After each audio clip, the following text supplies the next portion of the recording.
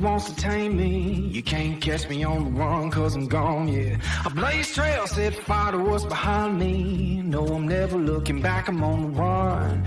I could only ever be what I'm made to be. It feels good when I'm living on the edge. Watch me now, roll like thunder, gonna stake the ground. Can't stop me now, I don't give up and I won't back down. I'm a force of nature, can't be contained. I got a lightning running all through my veins. Watch me now, watch me now.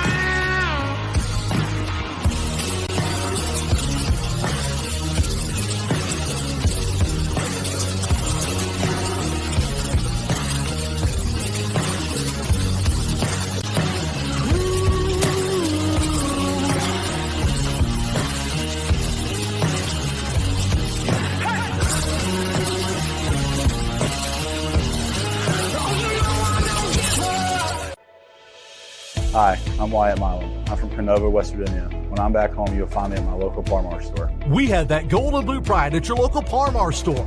We are coming to your neighborhood soon. West Virginia, Kentucky, Ohio, Pennsylvania, and Maryland, we have you covered. Download the Par-Mar app and sign up for the Par-Mar Rewards Card. Food, gas, groceries, and more, we are gold and blue proud, and we are Par-Mar stores. If there's not a Par-Mar store near you now, there will be soon.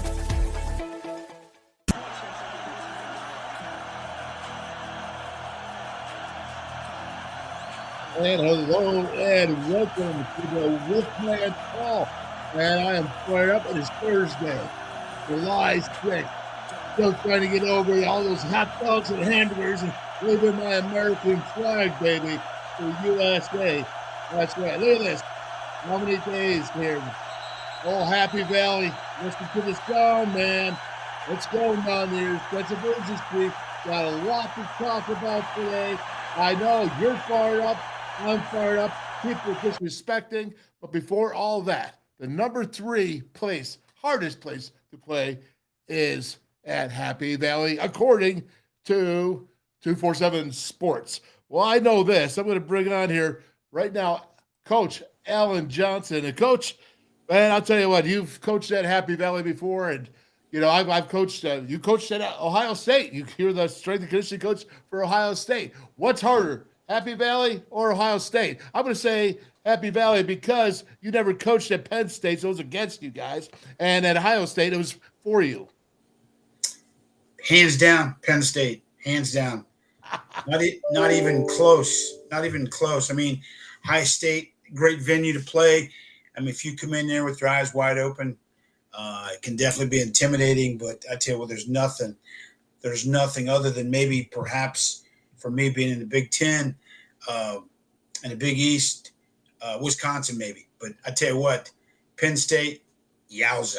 Yeah. Better come in with shoes tight, a little tighter, chin straps tightened up, and you better be able to block out all the noise. Yeah, there's no doubt about it. I can remember, like I said, I was talking yesterday, telling Major Harris, "Hey, Mage, I can't hear you, man." And I'm the guard right next to him, and just all kinds of confusion. So, again, every day we remind you, it's a day closer. Let's go, Mountaineers. Let's go, Mountaineer Nation. Happy Valley's waiting. If you want to show up, you got to show out and put out, man. And that's what we've been talking about for the last month and a half. And just a sense of urgency, getting ready. And I know young brothers are doing it, and I feel encouraged. So, Coach Allan Johnson, okay, so it's CSCCA and MSCC. That's Master Strength. You are in the Strength Coach and Conditioning Hall of Fame. We're going to go ahead, and I'm going to ask you a couple things here. We're going to take care of some business, but I want to get your view on this. So, we're up here. Now, you can see this, Coach. We got it right here. It is the Best Virginia. Now, those are the old timers that we call old timers. They're young timers to us, but they're old timers. And of course, they play the Best Virginia every year in that tournament, which is actually for quite a bit of money. And I watched the whole thing. But they got a skills camp coming up here at Milan Park Pharmaceuticals Community Center, not pharmaceuticals, Milan Park Community Center, Monday, July 17th at 12:30, and then down in Bridgeport at July 19th. Let's see, Bridgeport Sports Complex, right there. I think it's by the high school. I'm not positive about that, but you better check it out. And then we're going to go right to the Game Changer, Coach. And this is a big deal for us. And Game Changer is one pill can kill. And I know you got a lot to say about this, but what do you think about this little Game Changer, USA.org? And it's about the fentanyl, and it's about preventing the opioid and substance abuse in West Virginia by our youth. Shoot. Tell you what, Wolf, I think it's a great resource in terms for parents, for kids out there. I mean, it's crazy in these times and days. I mean, people talk a lot about mental health, and I think sometimes that's where kids either they mess up knowingly or not knowingly and put themselves in harm's way. But I think Game Changers can definitely be a very positive thing in our culture today, and I think it's things that kids and adults alike need. Yeah, there's no doubt about it. And, Meg Bolger's involved with that. Joe Bozick. You remember Bose back there? He was no question. Yeah. Oh, Joe Bozick. So it's all these people, but the governor, the senators, the government is getting involved. It's an epidemic in West Virginia. And, man, we got to go. We got to be leaders against this. I want to be a game changer, Coach. How about you? No question. We're going to be a game changer and try to stay out in front of it if at all possible. But it's you just the people you mentioned are involved, with this cause. I mean, it's incredible, and it's something that can make a difference in people's lives. All right, that is fantastic. Now I got something really special here, Coach, and I'm going to put it up. And this is here. Now I told everybody yesterday about the WolfMan's Call Restaurant and Bar Network, and we have Legends Sports Bar and Grill out there in Lakeview, where we used to stay as a team out there. Beautiful place, Legends. We thank them. Bridgeport, Brickside Bar and Grill. Rob Davis. Rob, we appreciate you jumping on board. We just started this, and it's emails. It's Wolfman's Call at Gmail. If you want to get registered up as a restaurant or a bar owner. Now, I know we got someone special. This doesn't even start till next week, but you know what? It's in the email. We're inundated with emails, Coach Al, and this is because you do a weekly series on development along with the other great guests we have. But we have in Morgantown, the Mountaineers Tap House. Melissa, hey, Mel, what's up? Saying hello to you. Big shout out for you right there. And guess what, man? You got to love this. And being there part of the Wolfman's Call Restaurant and Bar Network. You hear that, Coach? I hear you. I like it. Makes me want to dance. I see you, Mel. I see you now. All right, very good. Well, we thank you very much. And for all the others that have applied and want to get on, we will get to you this weekend, if not before that, very soon and very shortly. Thank you for wanting to sign up to the Wolfman's Call Restaurant and Bar Network at the Wolfman's Call at gmail.com. Wolfman's Call at gmail.com. I'm telling you, I'm excited. I'm fired up. Thank you so much. Thanks to the Wolfman's Call team that's out there spreading the word, man. And we're loving it.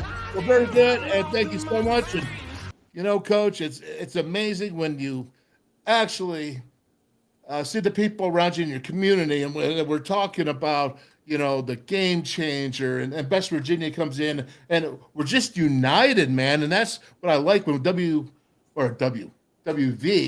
is the state is united. Not just WVU. You got Marshall. You got all the other schools in there. And that's what we got to be. And we talk about that. And again, just taking care of a little bit of business. But, West Virginia United.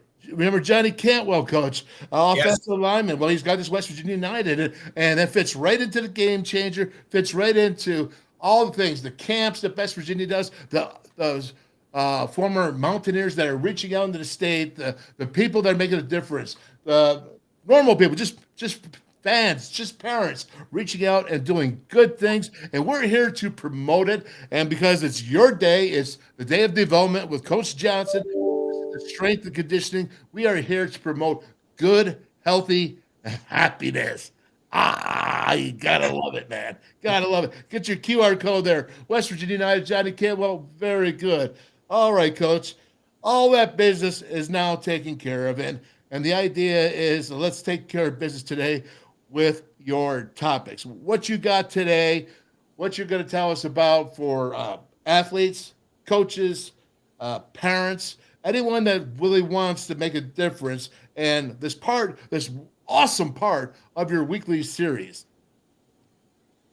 Wolf, some things came to mind. You think about, what age group we're talking about, and I really think that it starts with you younger kids. I think that as parents, as coaches, I mean, it's a slippery slope in terms of, we've got to be smart about how we try to develop our kids. They're not all going to end up in the NBA or the NFL or Major League Baseball or Major League Soccer. But I think that, the biggest thing is, thinking along the way in terms of developing a kid or developing athleticism is, first I want to encourage them to play, encourage them to participate, get them out of the air conditioning, get them out of the house. I know when I was with Baltimore Orioles for 4 off seasons, I'd come home. It'd be between November and it'd be between February. We go to spring training. We'd go outside an hour a day. I'd pry him away from video games, and we would go out, rain, snow, sleet, blizzard, whatever it may be. I mean, I suffered too, but I'd make him get outside for an hour a day, and we'd do some physical activity. And what's crazy, obviously it punished me. I was out there in the cold, and as we continued on that journey, now as an adult, he does that now with his kids. And so now he's out in the elements, and what I'm saying is that, encourage your kids to be physical. Right now, a BC rate in America, we've doubled in the last 30 years. I mean, we're the fattest society in the world. And what I mean by that is we just have to, turn the kids' their iPads off, their video games, encourage them to play outside more frequently. And once they get outside, once they get outside, it doesn't have to be organized. It doesn't have to be structured. Just get them out. And once you get them out there, they're going to figure it out. I think that's one big thing is encourage them to play. The other thing is, and I'm talking about the formative years. I'm talking, maybe in that 7 to 12 range, that age group. I mean, you've got whatever they're doing, make it fun. Make it fun. I mean, you as a parent or a coach, gosh, how many times do you hear stories? You do it, right? What's that? That's why you do it, right? There's no question. You do it for the love of the game because, hey, very few, if any, are going on to play professional sports. Very few, if any, are going on to play college sports. But the thing is make it fun. I mean, at a young age, because how many times do you hear kids, they're 13, 14, 15 years of age, and gosh, I don't want to play basketball or baseball or soccer. I don't want to be involved in a sport anymore because at a young age I had a coach. My parents were just grinders. They didn't make it fun. And I dreaded the car ride back from the soccer game. I dreaded because I got coached up on everything I did wrong. So it was a really negative atmosphere, but we've got to make it fun. The other thing is the thing you touched on, I think last show is, boy, at a young age, let them play as many sports as they possibly can. Don't specialize and hone in on one sport year round. I looked up something, and 90% of the draft picks in April, 90% of the draft picks played multiple sports. I'm just talking about the NFL. And you talk about, that there alone tells you that there's a lot of carryover from one sport to another, from one activity to another. And, and there's such a thing as overkill. There's burnout. I mean, there's parents that, okay, your kid's got practice. Okay, now we're going to gymnastics class. We're going to, now we're going to my hitting coach. Next, I'm going to my kicking coach. Next, I'm going to my nutritionist. And all of a sudden, you've got a child at 12, 13 years of age. I mean, they're hiding from you. They're like, can I just be a kid? Just let me be a kid. And the thing is, you find that the kids that are more well-rounded, the kids that play, that are the better athletes. And I'm not saying, hey, everyone's not going to the show. They're not going to. but you let them be a kid, let them enjoy the experience. And, as they get older, hey, if they specialize in one sport, if they continue on, then hey, so be it. But you're going to see a great carryover from their younger days or their younger, at a younger age when they played other sports, and they're involved in gymnastics, they're involved in dance, they're involved in soccer, baseball, football, whatever it may be, and you'll find those kids are better. And then the other thing, I think that one thing that you're seeing, and I think, Wolf, this, and I think there's parents out there that realize this, you got to allow your kids to fail. You got to allow them to fail. I mean, if they have success continually, then what happens when they fail, they can't handle it. Mentally, they can't handle failure because they're so used to everything win, win, win, win. I think you actually learn more when you fail than you do when you win. You learn more about yourself. You learn more about your team. You learn more about your coaches. You learn more about yourself, when you fail. And I think, we need to, sports are about challenges. Sports teach our kids so many crucial life lessons. The best thing you can do as a parent is encourage your child to persevere through those times when failure is not in their favor, when success is not in their favor. And then you got to figure out how to get up once you get knocked down. And Wolf used this analogy, and people have heard this for years about the analogy Coach Nealon used to use it with the Pitt Panther climbing out of the well. Oh. The Pitt Panther knocks you down 15 times. The 16th time, the Pitt Panther's worn out from hitting you so much that you get up and you throw him down in the well because he's so worn out. But you climb up one more time than he hits you, and you throw him in the well. And that's part of failure. I mean, you just keep persevering, keep pushing, keep fighting. But you got to stay positive with them too. Don't browbeat your kids. And then physical labor. I mean, I can use an example. I know of a family that lived near one of my siblings in West Virginia there. And I watched this kid for about 8 years. He never took the trash out.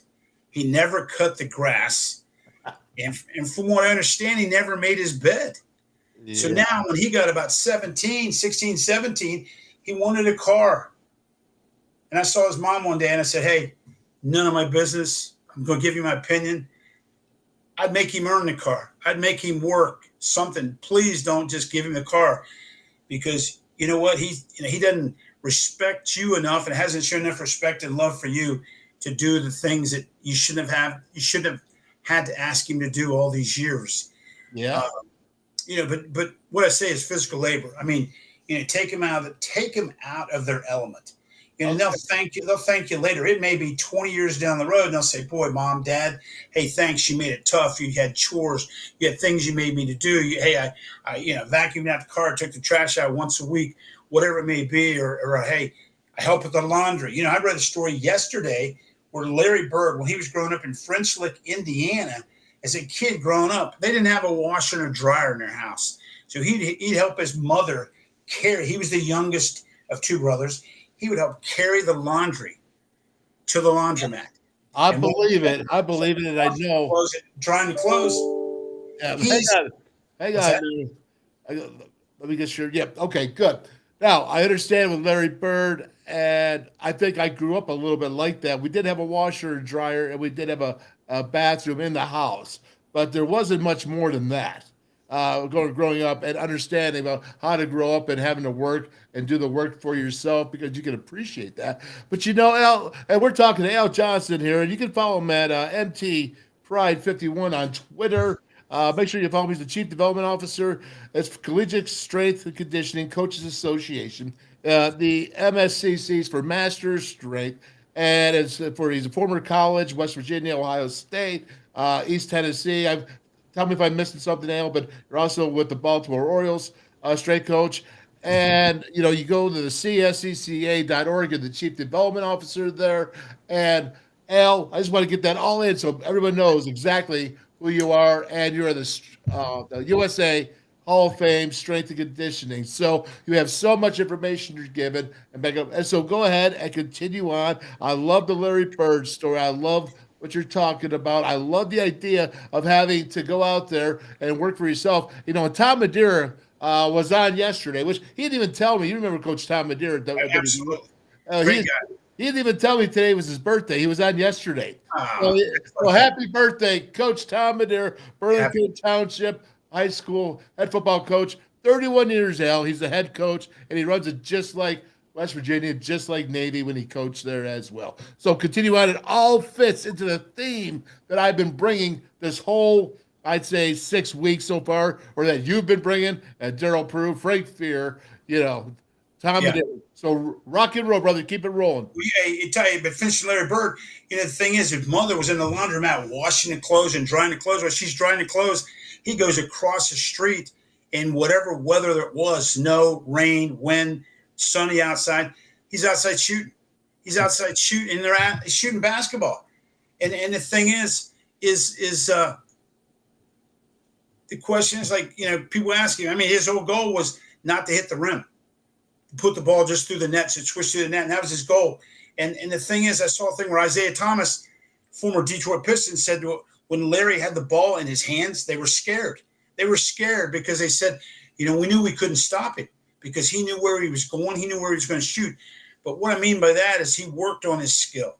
It wasn't handed to him. It wasn't easy. He wasn't the fastest, most explosive player ever to play in Indiana, at Indiana State or for the Boston Celtics, but made himself a legend. And then, the last thing, Wolf, I think that, sometimes I think we've got to give ourselves more credit than maybe we deserve. But I think the other thing as far as development is training your train the brain. Train the brain. I mean, develop confidence, stay positive with them. I mean, don't always just nitpick and just hammer them. And browbeat? They didn't do. What's that? And browbeat? Oh, browbeat them and just, don't be helicopter parents. Try to develop some short-term goals with them. Hey, we, you did this yesterday. Hey, here's where we want to go. But train your kids to embrace toughness and grit. I mean, the thing is, it's how you respond to adversity as far as your development as a person and as an athlete. It tells you a lot about your DNA. And, for years, I can tell you, Wolf, as a strength coach, I remember I used to get upset with you guys and get upset with athletes because I'm thinking, man, he's lazy, he's disrespectful, etc. And then all of a sudden I thought, man, wait a minute, time out.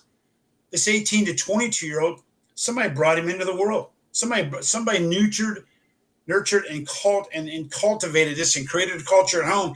The reason maybe the reason they're the way they are is because the environment they were raised in. And so with that perspective, I know I changed my thought process probably halfway through my career. It's like I tried to find out as much about each and every individual athlete as to how I was going to motivate him. I mean, the accountability piece was the same, but how I motivated him was different. And I wanted to know as much as possible about their background. And that helped me as a coach. That's pretty awesome, Coach. They just gave us like 6 things there, and I wanted to be able to talk a little bit about that. But before we go back and talk individually about what he just said, let's talk about, I wanted to put this up once more time, going at the cscca.org. That's your organization and how it can help high school coaches. Like we were talking last week, you need extra coaches, and the thing is does your coach at the school know what he's doing? And in the positive way, you could go ahead and get onto the cscca.org and you can find out what you're all about, because Mike Joseph, WVU, one of the great masters, like yourself, Coach. I mean, I could go down the line here with all the people that have the CCSCA or the CSCCA. I've got it right now. I'm getting it down, man. Only like 3 weeks, but I'm getting it down. And what it stands for is the Collegiate Strength and Conditioning Coaches Association. And get on there and treat your kids. Learn so you can teach your kids at your school, at your club, whatever it may be. But you got to have the knowledge. And the right way to do it is through this, cscca.org. Hey, Wolf, let me add one thing to that. Thank you. Appreciate that. It can be coaches. It can be performance coaches, it can be personal trainers, it can be high school coaches. Obviously, for some college coaches out there listening, I mean, this is a certification which is recognized throughout the world as the elite, the gold standard as far as being certified and being a certified coach and being competent to be able to orchestrate a program for kids at all levels. Yeah, you know what else I want to talk about, Coach, is you said about all sports. And I want to go back and touch on this because I've talked to many coaches. I talked to Neil Brown on the radio show. I was on his radio show for 3 years with Tony Caridi. And we're talking, he says, I want to recruit kids that have played numerous sports, multi-sports. Doesn't have to be 3 or 4. It could be just 2, I think. But what he's saying is he believes that all sports train your body in a different way. So when you talk about becoming more of an overall athlete, instead of just specializing in one area I was a multi-athlete. I don't know. I mean, was I the greatest athlete? No, but I was pretty good. I mean, I got my scholarship. I was good. So again, I think that just being well-rounded, but it also worked muscles that you wouldn't use in other sports. There's no question. And you think about, a lot of college coaches for now in football, let's say for football, for example, they love to hear about an athlete they're recruiting playing basketball. I mean, they want to go in those gyms in basketball season and watch their ability to their toughness, their ability to change direction, their athleticism, their conditioning levels. I mean, and then, you look at, and other things, other sports. I mean, track. I want to go and I'm recruiting a wideout or a defensive back, whatever. I'm going to go and they're running the 100 meter, 200 meter, 400 meter, the 1x4, 1x8, etc. Or they're a power athlete. They're throwing shot and disc, javelin, hammer, etc. I'm going there to see what kind of explosive power they've got. So, you're right. I mean, the carryover in other sports is helpful.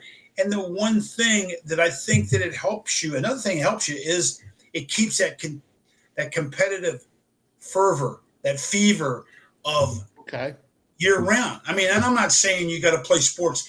Please don't play sports 12 months a year. Please don't.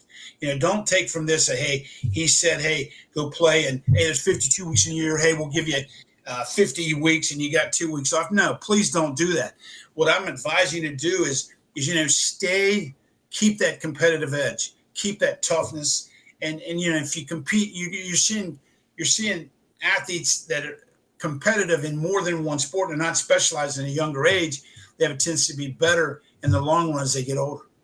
There's no doubt about it. Coach, before we move on, I really want to talk about, it's about having fun too with the different sports, because I think it's when you focus on one sport, like you just said, 12 months, but those different sports, it's better for the mind. And not just, I'm not talking about for the body, but it's really better so you can stay fresh for the mind, so that you can stay more competitive, stay more active, and keep your enthusiasm up. There's no question. There's no question, Wolf. I mean, if I'm a football player and I'm playing basketball or baseball, it's only going to, first of all, it's a 3-letter word. It's fun. I'm able to have fun, be with my buddies, etc. But also there's a carryover, the movement skills and all the different challenges and the needs for that other sport are going to help carry over into my main sport. If I have a main sport, maybe I don't have a main sport. And what I'm saying is that it's going to make you more well-rounded, but mentally, I think it's going to make you better. Absolutely. All right, Coach. Well, listen, hang in there. We're going to hit this commercials. I'll be back in a minute and a half. You'll still see us. We'll be up. And we'll start doing a little Hi, I'm Traylon Davis. I'm from Jackson, Ohio. And when I'm back home, you will find me at my local Par Mar store. We have that gold and blue pride at your local Par Mar store. We are coming to your neighborhood soon.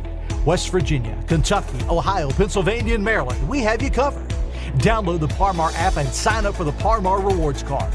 Food, gas, groceries, and more, we are gold and blue proud, and we are Par Mar stores. If there's not a Par Mar store near you now, there will be soon. Stationers, #1 office supplier in West Virginia, always in stock.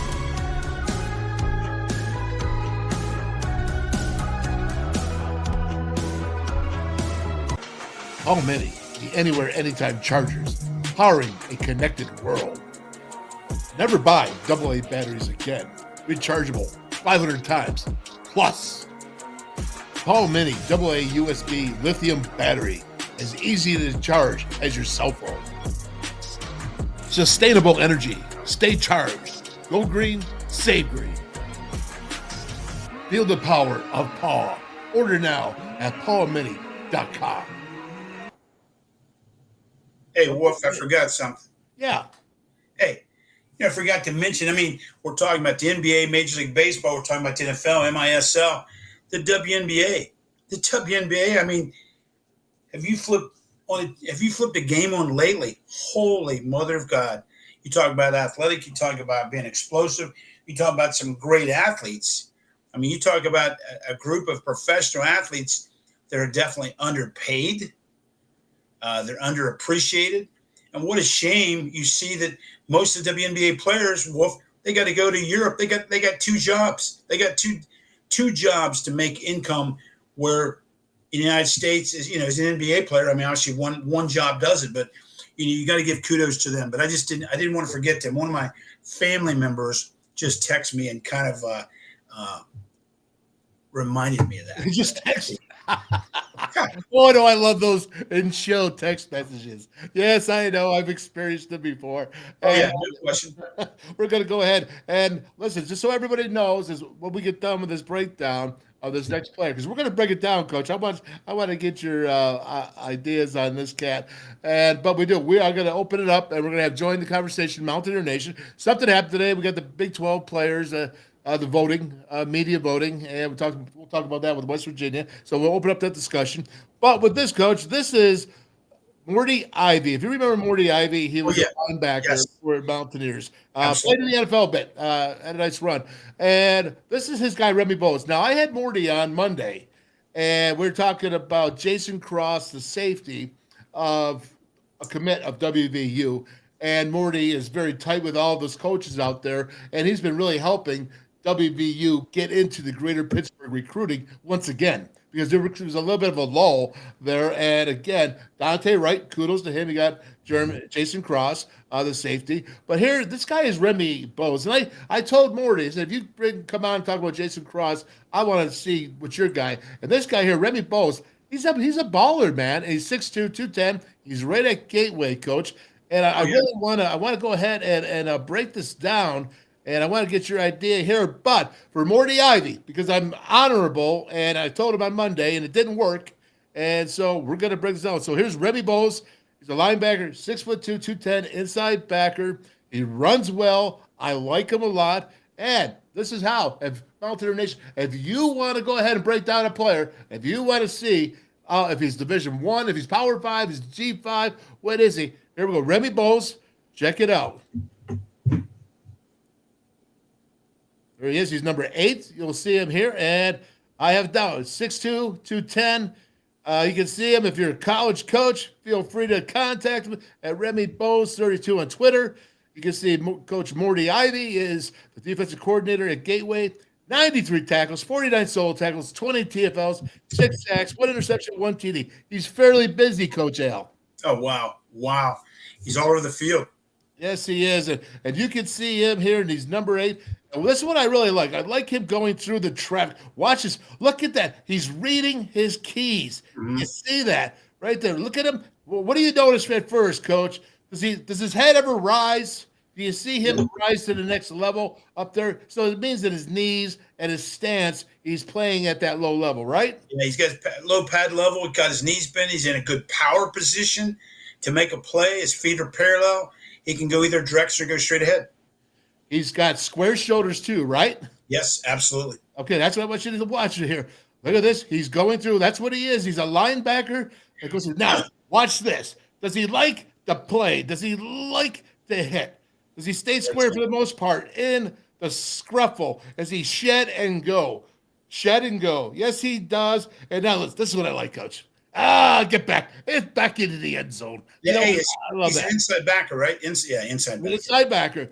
Yeah, he's right there. But again, you can see him here. And I'll go through. We go slower on the next one right there. Watch him. You can see him right at the top of the circle or the bottom of the circle here. And you can see, look at his shoulder pads. Look at his knee bend. Oh, wow. This is Yeah. guy, but he's reading his keys. He's right there. He's right into his what they call a fit, and he's right in his linebacker fit, and he's there to make the play because there's only one way to get there, Coach. How is that? To read your what? Read your keys. Got to read your keys. There you go, baby. There's no question. They'll take care of the ball every time. I They'll need you to read help me break this stuff down all the time. There we go. You slow motion. Yeah. Look at that. Remy Bowes, 6'2".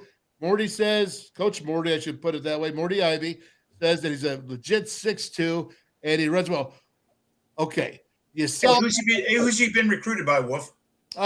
right now is open, and that's why Coach wanted me to go ahead and show this Morty Ivy because he thinks West Virginia should offer him.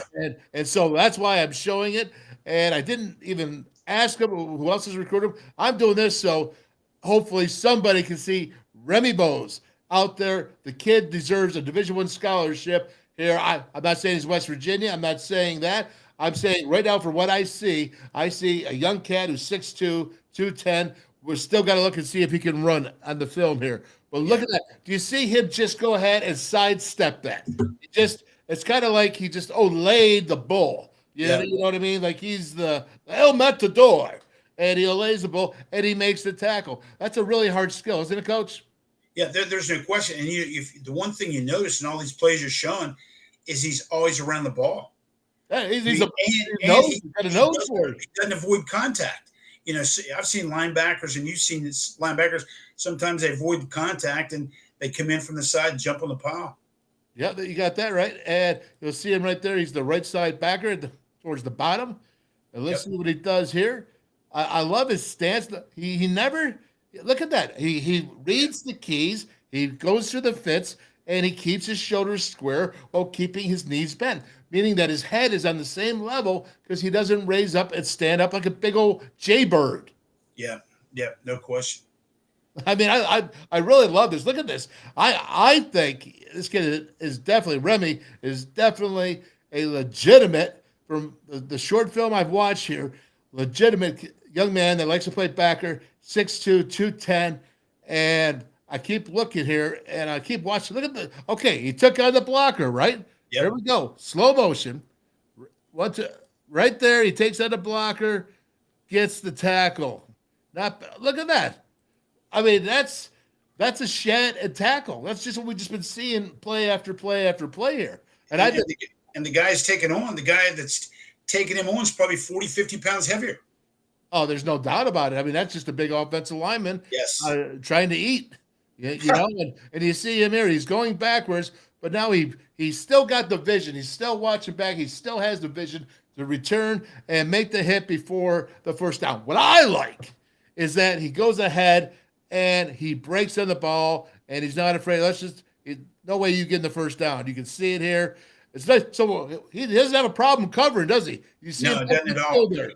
And it appears he's got good hips too. I'm saying it looks like he's got the ability to turn, change direction, and redirect. You see that? That's why I'm focusing right on that. Redirect. That's the athlete you want, is it not? Yeah, no question. No question. I mean, ability. If you think about the game of football, football is 80% change of direction, 20% straight ahead speed. So sometimes people get caught up with straight ahead speed when 80% of the game is side to side. Oh, man, you're just laying out the facts here, man. Look at this. Again, well, watch it. Okay, here we go. I like this play. If I remember right. He's coming in. Oh, I think I actually already that's me in my editing. Here we go. Oh, he's coming after it. He finds the ball. Now watch him run. This is what I want to show. Look at him run. He's 6'2", 210. You know, he's taking probably maybe 2.25 strides for every 5 yards. And I always say if you could do 5 yards and 2 strides, you could be moving. And it's really close to that. Look, I mean, he's just an athlete. He's 6'2" now. Don't forget, you want that length. Again, we're talking linebacker here at 6'2", and you really appreciate it. But I love the fact that he's 6'2", he can run.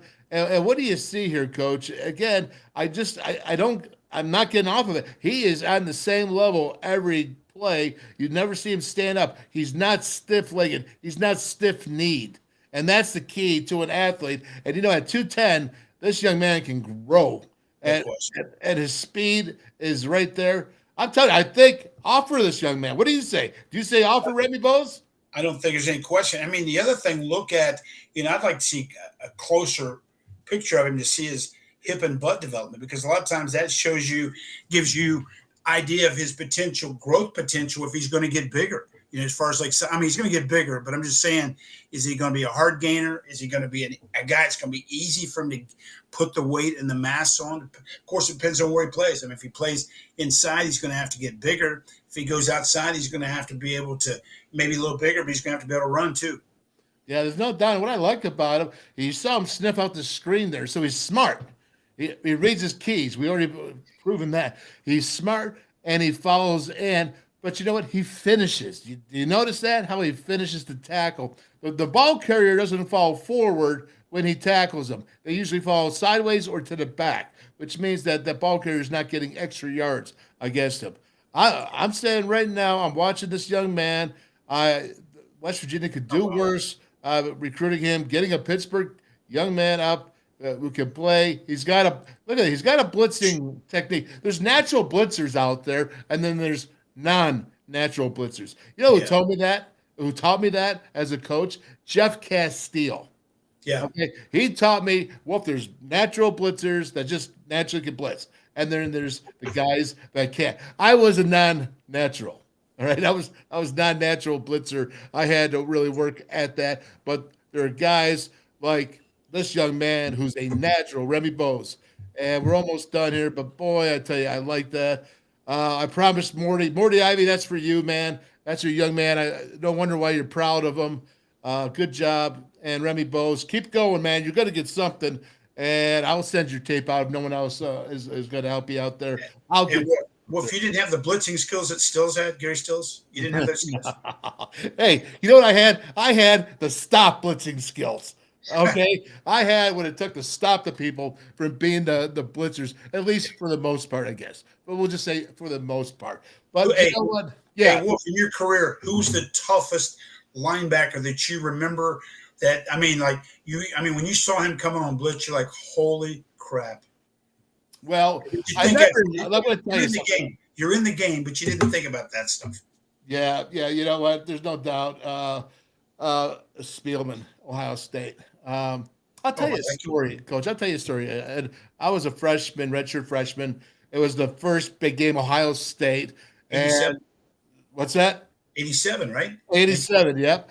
And Spielman was an All-American linebacker, right? And tough as nails, fast, everything. He was athletic. He was the all-around linebacker. He didn't have to be taken off on third downs in passing situations. Okay? He was that linebacker. So I get out there, and Koken, the center, who's 2 years older than me, is like, well, don't you screw up, freshman. I mean, he didn't say freshman. He said something else, but I'm not going to be able to repeat it. But what he was saying is, hey, freshman, don't screw it up. Because we're on the 5-yard line at the old horseshoe, and that's back when they had the bleachers in the end zone. It was the steel bleachers. It wasn't the whole built-in.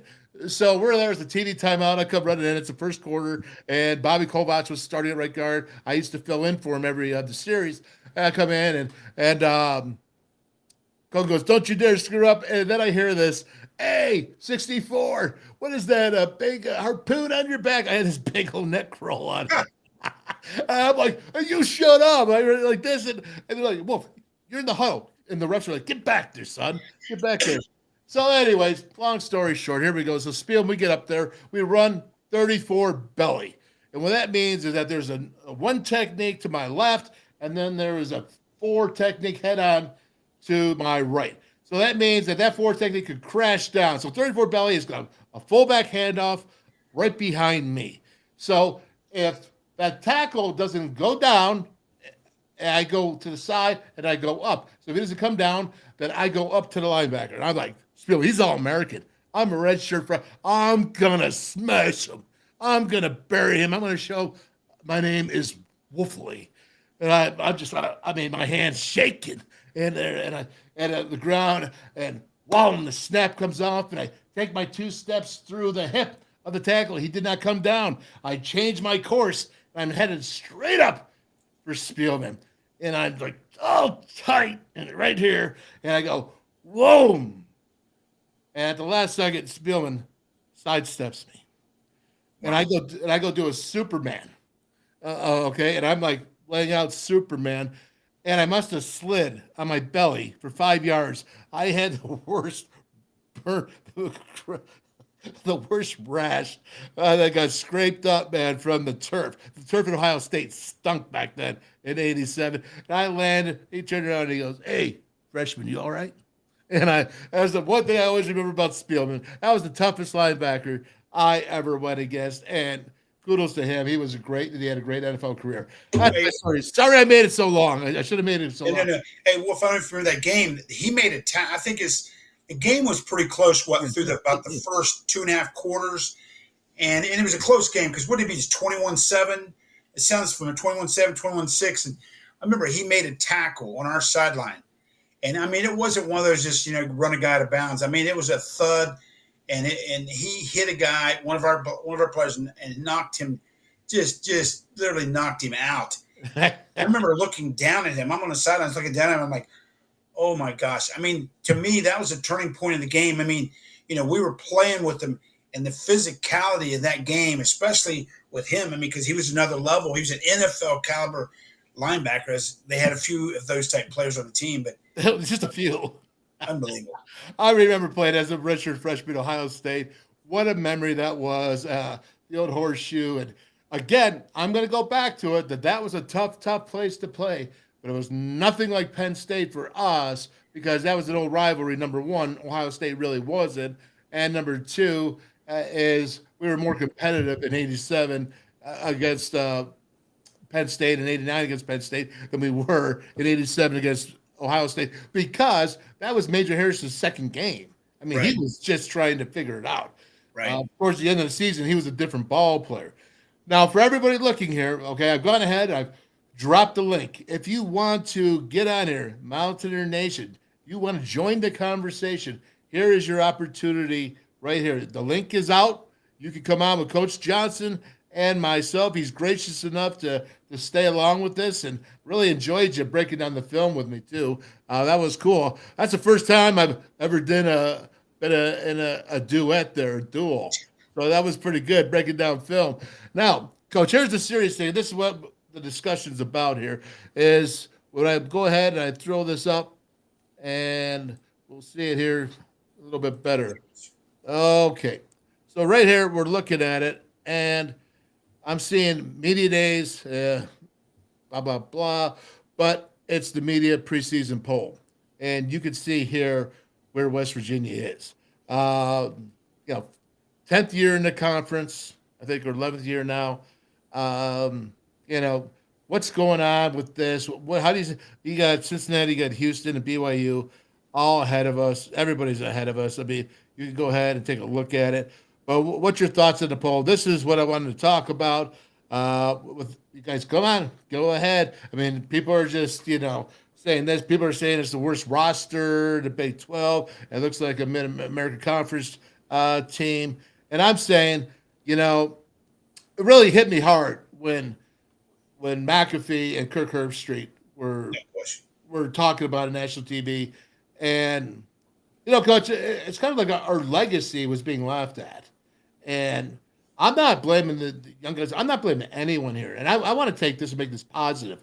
So what can you do for this as a coach? You coach, you know where we came from. You were right there with us. You were right there. But what can they do with this in the locker room? How can they change? You know what? This may be the best thing to ever happen to this football team. Yep. Because I want to tell you what, first of all, if you don't have, I'm not saying a chip, you should have boulders on both shoulders going into what was the first preseason game, or the first Big 12 game is Texas Tech, the Red Raiders. I would use this as motivation. I mean, I would all summer long, I would show plays of these other 13 teams above us and have some quote and show everything that the media has put out there to say that we're the worst in the Big 12. I'd blast it. I'd have videos. I'd have signs. I mean, I would never let them forget the entire summer that no one loves you. No one respects you. The only people that care about you are your family, your friends, your community, the people inside this building. But you know the great thing about this? Football's not played on paper. Football is not played on paper. You know, they can put out whatever they want to put out. And when all the dust settles at the end of the season, let's see where we're at. But geez, oh man, it's is it embarrassing? You better believe it is. Did it really dig at your craw to think where Mountaineer football was and is and should be and will be going forward? And it's this is great. I love it. I just wish there was, you know what's great about this? There's only 14 spots. I mean, gosh, it could be worse. We could be, if there's another team, we could be 15th. But I think it's a positive. I mean, hey, people can read it however they want. With me, the glass is always half full. And for me as a strength coach, this is a major motivator for me with my team. And you know with Mike Joseph that he's got to be, knowing that we know him the way we do. I haven't asked him this, but I got to believe that he's feeding this to him every day they're in the weight room. Oh, there's no question. There's no question. I mean, Mike does a tremendous job, and you know, and he works, and his methodology and his program design. And you know, last year I had a good fortune, hadn't been back to Morgantown in probably about 10, 12 years, and got a chance to spend some time with him on Friday before the TCU game. And you know, just seeing what he does and what he has, and you know, I mean, he does a great job. And you know what? I guarantee he's reminding those players of things like this. I mean, of what, hey, this is what the nation thinks of you. You know, I'd show that clip of McAfee and Herb Street probably once or twice a week to the team. That would start my workout. Before I did any type of dynamic warm-up, I would show that to them every week. Boy, and if that doesn't just get under your craw, I mean, it's just like the Pitt, West Virginia rivalry. I mean, if you can't get excited for that, you don't deserve to put the blue and gold on. Yeah, I'm looking at it here now. So for any of us that can't see this, Texas is number 1. Kansas State is 2. Oklahoma 3. Texas Tech is 4. Texas Tech is 4. Wow, okay. TCU is 5. Baylor 6. Oklahoma State is 7. UCF, coming in for the first year, is 8. Kansas, although Jalen Daniels was voted as the Big 12 Offensive Player of the Year, they still got him at 9. Iowa State, 10. BYU, Houston, Cincinnati, and then WVU. Well, hey, Wolf, great. Hey, let me ask you this question. Yeah. How can you put the 4 newbies coming into the Big 12? How can you put them above West Virginia? You know, their level of competition, they haven't played against Big 12 competition the last 5 years, 10 years. I mean, they've had some spots where they played some big teams, and Cincinnati's in the national playoffs, 2 years ago, 3 years ago. But what is that based on? Are they throwing darts on a wall? I mean, what's going on?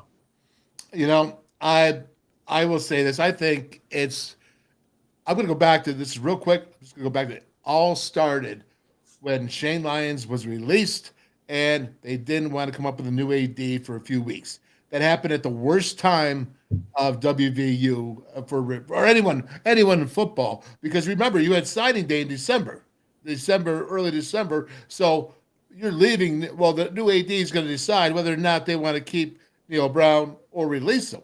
Well, then Red Baker gets in there. But it's 3.5 weeks later.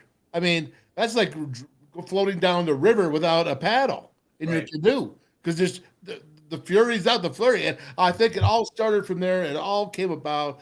I think that Neil Brown has been working as hard as he can and the staff to go ahead, and they've done a nice job of recruiting what they're doing for this 2024. I don't think it was a great job in the transfer portal. I think that is a problem. And I think all that coming into it is really what's hurt. And then, Al, when you go ahead, you watch the spring game, and I see, you know, issues on defense. I see an offensive line that's stout. I mean, there's no doubt about it. So maybe you're looking at that and saying, well, this defense is going against a tough offensive line. But overall, when you look at that, they're young on defense. They're not heavy. They don't have big butts on the defensive front. I mean, when you think about going into Penn State or you know, the big 12 schools, you know, you have to look at that. So I think I'm not going to say that on a national basis that to say with the transfer portal, you lost 22, you gained 14. 9 of them are either G5 or FCS of that 14. I just don't know how you could do it. I think you have to go ahead and you have to really, as a strength coach, Al, and with the teams, you have to really develop them in a fast way because there's issues of new people coming in. Great job on the recruiting class that Neil Brown has done and staff for the youngsters. But again, that's not going to help him this year. No question. Well, and the thing is, with the unknown, you talk about development. Hey, nowadays, I mean, as a strength conditioning coach, your job is tougher now than it's ever been because you're not getting 3 and 4 years to develop a kid. It used to be when an offensive lineman or defensive lineman come in, it might take 2 to 3 years to get them physically up to snuff to be able to play, to be able to compete at a high level. Now you got kids coming in. Hey, you look at them cross-eyed, they transfer. Hey, you hurt my feelings, I'm transferring. Hey, somebody down the road 600 miles away is going to give me X amount of dollars to leave. They're poaching me.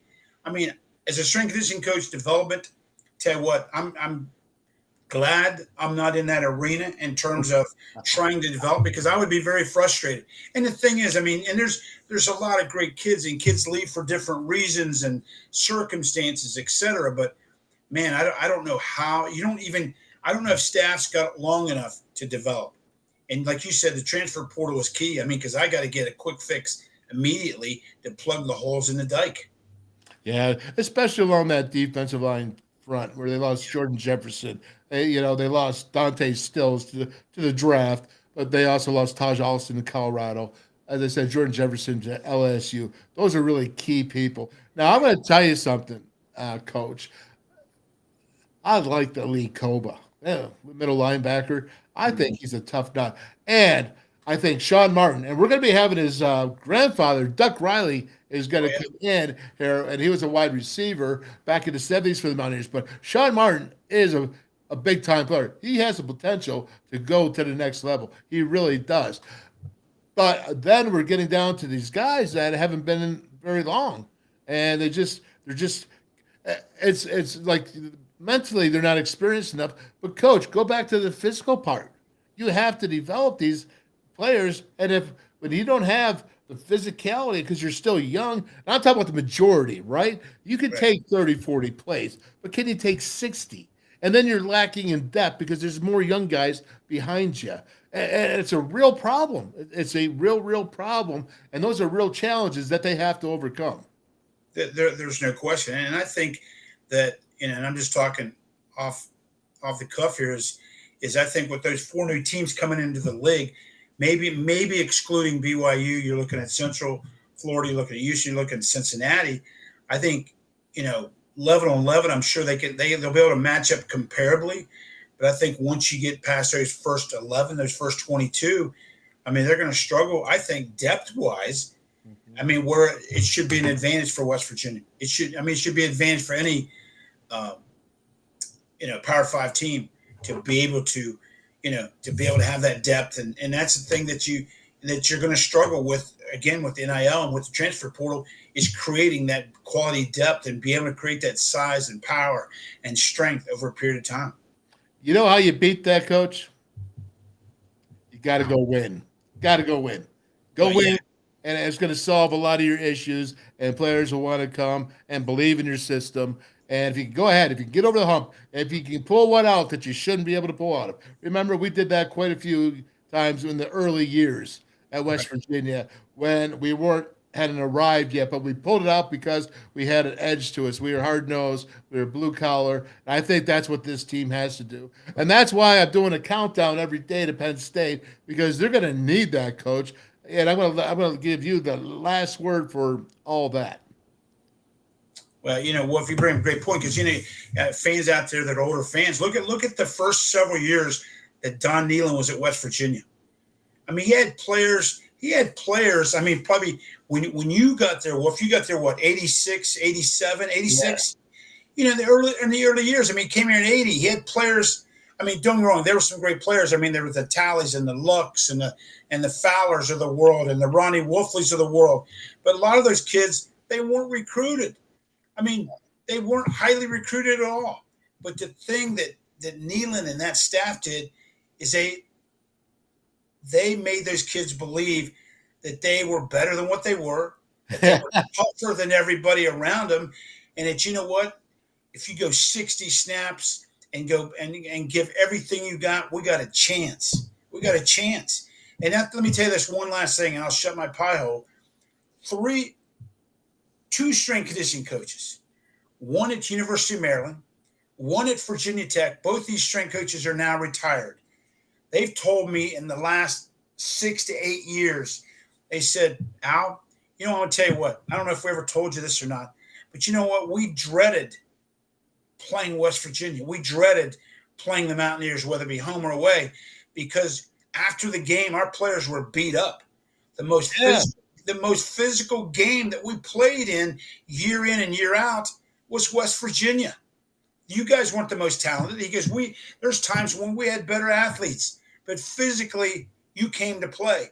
And both of them, to a man, said, you know, it would take us at least 2 weeks for some of our kids to recover from the physicality of playing the Mountaineers. And that's a testament to attitude and culture and motivation. And those are all the things that, I mean, that Coach Brown and his staff right now, you know that they're trying to develop and create that and continue a culture of physicality, because the game's won in the trenches. I mean, if you up front on both sides of the ball, if you don't win that, majority of games, you're not going to win. Yep. You're not going to win. That's for sure. All right, Allan Johnson, Hall of Fame strength and conditioning coach. Development was spectacular once again. We're on the hour. You broke down like a champ with the Remy Bose. Last word. Give him a scholarship or no? Yeah. Oh, yeah. No question. I can't tell you what level. Hey, I can't tell you what level, but I want to tell you what he's got the intangibles. He's got toughness. He can move. He squats. He bends his knees. He keeps his pad level and his head level and his shoulders square. And he's around the ball. And guess what? He arrives at the ball carrier with a bad attitude. So that alone, hey, there may be guys out there more skilled, but I want to tell you what, he shows in his attitude and his nose for the football that he can play somewhere. All right, Coach. Thank you so much. See you next week. Next Thursday. Yeah, Coach. Yes, sir. Take care. Thank you. All right. Thank you. Appreciate it. All right, Coach. And Allan Johnson, man, that's just pretty amazing. Wow. That's like a Hall of Fame strength and conditioning coach on the WolfMan's call right here, right for you to go ahead and listen. And let me do a little bit more business real quick. Let's go ahead and get this up here. Paul Mini rechargers and batteries. Hey, listen, you know what? You go green, you save green.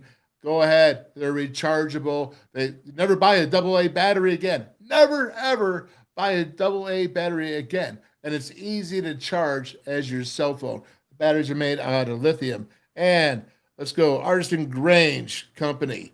Switch the dip, just the hemp. All that right there. It's hemp. Get rid of the tobacco. Get rid of the nicotine, man.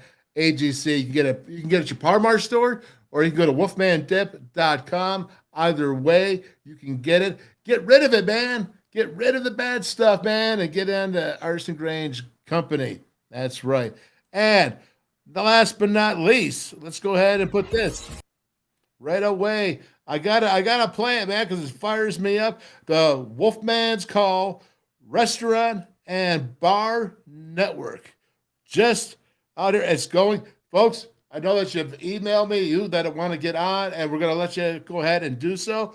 But we want to go ahead and thank Legends out there in Lakeview, Legends Sports Bar and Grill, Brickside Bar and Grill, and to the Mountaineers Tap House in Morgantown. Melissa, Mel, we love you. Hope out there. We'll be seeing you. And, man, tell me you don't like that. Oh, there you go. Restaurant bar and the network, all that above. Hope that's go, man. It's awesome. We'll see you on Monday. Got some big things, gonna have some breakdowns.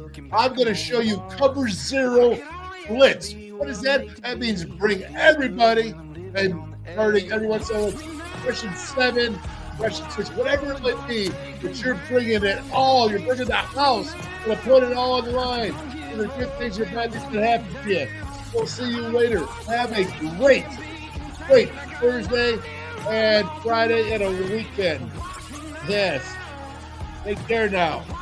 WolfMan's Call. Hi, I'm Traylon Davis. I'm from Jackson, Ohio, and when I'm back home, you will find me at my local Parmar store. We have that gold and blue pride at your local Parmar store. We are coming to your neighborhood soon. West Virginia, Kentucky, Ohio, Pennsylvania, and Maryland, we have you covered. Download the Parmar app and sign up for the Parmar Rewards Card. Food, gas, groceries, and more, we are gold and blue proud, and we are Parmar stores. If there's not a Parmar store near you now, there will be soon. Stationers, #1 office supplier in West Virginia. Always in stock.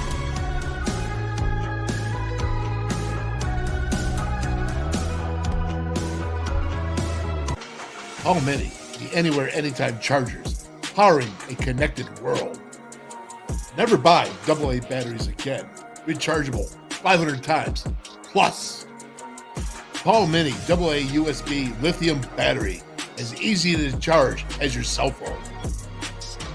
Sustainable energy. Stay charged. Go green, save green. Feel the power of Paul. Order now at paulmini.com.